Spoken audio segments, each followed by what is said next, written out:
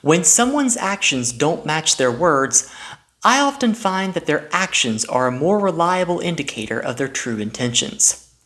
My parents have implied that they have an interest in rebuilding trust within our family, yet they have continued to break their promises to support me. They haven't apologized for their past wrongdoings or acknowledged the harm and damage they've caused, and back when I was still trying to reach out to them, they often chose not to respond. The sex offender stripper claimed that I was harassing her and that she didn't want me to talk to her, yet she has been attempting to follow me between clubs ever since. After I left the Treasure Club, she started working at The Playhouse, the only other club in the same town. After I got kicked out of Savannah's, the person I went there to see started working at Tiffany's. So the sex offender stripper started working at Tiffany's as well. It's clear that she's trying to run into me in a club, but it's not clear why. Based on the fact that she got away with sexually assaulting me in a club, I think it's safe to assume her intentions are not good. It is possible that she might be stalking me. Whether my assumptions are correct or not, I don't think the club is the best place to apologize and make amends, especially under our particular circumstances. Failing all other means of electronic communication, she has the ability to leave a comment on my YouTube channel. Everyone does. As long as it's under 8,000 characters and doesn't contain a sequence of words that YouTube doesn't like, she could at least apologize to me that way. In fact, if anyone who sees this has done me wrong and feels remorse, this is your opportunity to communicate that remorse.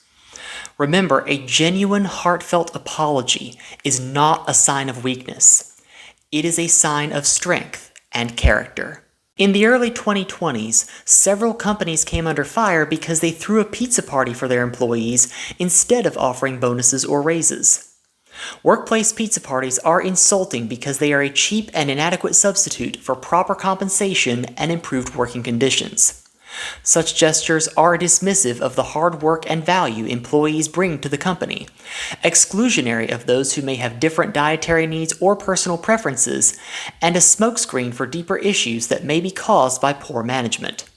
They can even be seen as infantilizing, as the company is treating its employees like children who are being rewarded with food instead of adults who deserve fair and just compensation.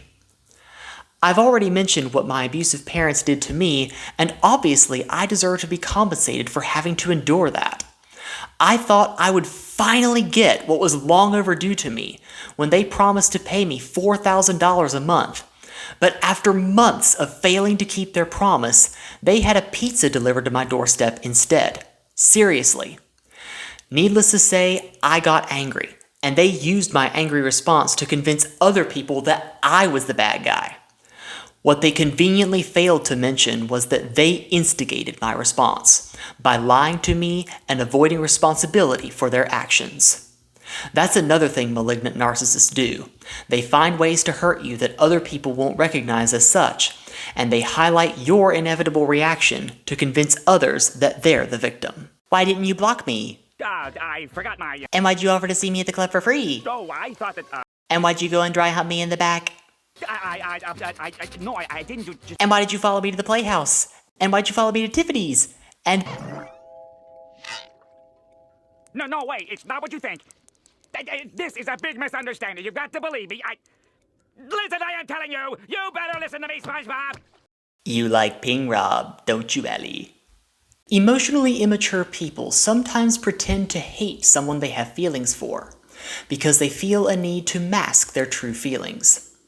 Most commonly, this need stems from insecurity, fear of rejection, a desire to appear cool and uninterested, or an inability to express feelings appropriately.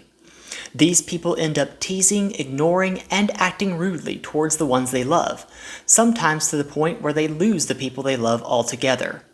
Though this behavior is more common in adolescence, it can be exhibited by immature adults as well.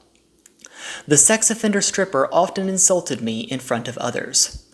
Even before she got married, she made a very hurtful comment about my status as an underweight person, and it only got worse after that. She even went so far as to falsely accuse me of harassing her, report me to YouTube, and attempt to sue me. But privately, she would often tell me that I was more than just a customer to her.